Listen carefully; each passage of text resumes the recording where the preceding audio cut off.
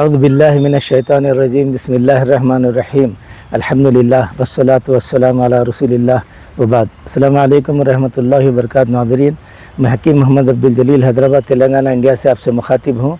अभी जिस दरख्त की आपको शनाख्त कराई जा रही है वो सर के बालों के मुमासिल है। ऊपर देखिए आप, ये दरख्त है, इसका नाम है सरू।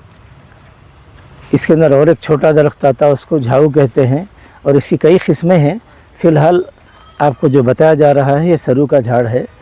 इसकी डाली लीजिए, छोटी सी डाली लीजिए, इसकी पत्तों को झड़ा दीजिए। वो डाली जो कंक्रीट रोडों पे डालने की होती है वो कंक्रीट लीजिए, उसको धो लीजिए। धोने के बाद एक दो खतरे पानी के डाल के इसको घसीए। घसने से इसका संदल निकलता, जहाँ पर दांत में दर्द है उसको लगाइए, इंशाल्लाह मिनटों में आपके दांत का दर्द दफ़ा कर देगा। अब इसके पत्तों की शनाख्त कीजिए। ये इसके पत्ते हैं बालनुमा, और ये उसका फल है, और ये सूखने के बाद फल ऐसे हो जाते हैं। ये फल कम से कम आपको 50 से 100 बीमारियों पे काम आते हैं, और ये पत्ते भी काम आते हैं अक्सर रहम की बीमारियों पे। इस पर फिर किसी वीडियोज़ में इसकी तफसील दी जाएगी। फ़िलहाल ये डाली ऐसा, यहाँ से इतनी डाली तोड़ लीजिए, फिर यहाँ से इतनी, इस तरह से 4-5 डाली इसमें हो जाती। ये लकड़ी को आहिस्ता घसीए, पत्थर पे ज़रा सा पानी डाल के, साफ़ पत्थर पे घस के वो जो संदन निकलता दांतों पे लगाइए। इंशाल्लाह मिनटों में आपकी तकलीफ़ दफ़ा हो जाएगी। दांत निकालने करने की ज़रूरत नहीं, दांत अल्लाह की देन है, और वो खूबसूरती है। सैयदना उस्मान गनी रज़ियल्लाहु अन्हु की जो ज़ौजा तीसरी थी, जो रसूलुल्लाह सल्लल्लाहु अलैहि वसल्लम की 2 बेटियों से आपका एक के बाद एक निकाह हुआ, और आप सल्लल्लाहु अलैहि वसल्लम ने फरमाया अगर मेरी और एक बेटी होती उस्मान तो मैं तुझे देता। तो उतने अच्छे दामाद थे वो। तीसरी बीवी जो करे नाइला से, बहुत खूबसूरत थी वो। तो जब आपका इंतकाल हो गया तो अमीर माविया रज़ियल्लाहु तआला अन्हु उनको पैगाम भेजे, कई बार भेजे, तो बेदार होकर अपने सामने के दांत उखाड़ के उनको तोहफे में दे दिए कि अब मेरी खूबसूरती चली गई। तो दांत इतनी खूबसूरती शय है।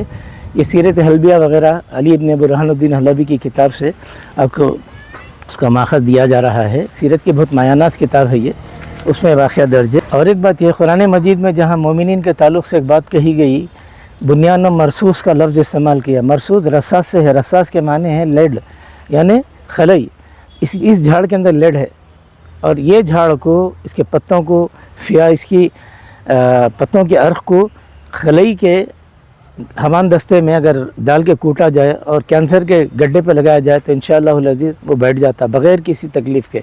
उसी तरह से वही हमान दस्ता जो खलई का हो, कोतमीर के पत्तों का पानी डाल के इतना रगड़िए कि वो गाढ़ा हो जाए, उसके लेप बार बार सुबह शाम कीजिए, इंशाल्लाह कैंसर का गड्ढा उससे दब जाता। तीसरी चीज़, कासनी के पत्ते, अगर वो ना मिले तो ककरंदे के पत्ते, जिसे जंगली कासनी कहा जाता है, उसके पत्तों का अर्क डालकर इतना रगड़िए कि वो गाढ़ा हो जाए, वो लगाइए, उससे भी कैंसर के गड्ढे दब जाते। और सब तारीफ़ें अल्लाह ही को सदावार है। अल्हम्दुलिल्लाहि रब्बिल आलमीन।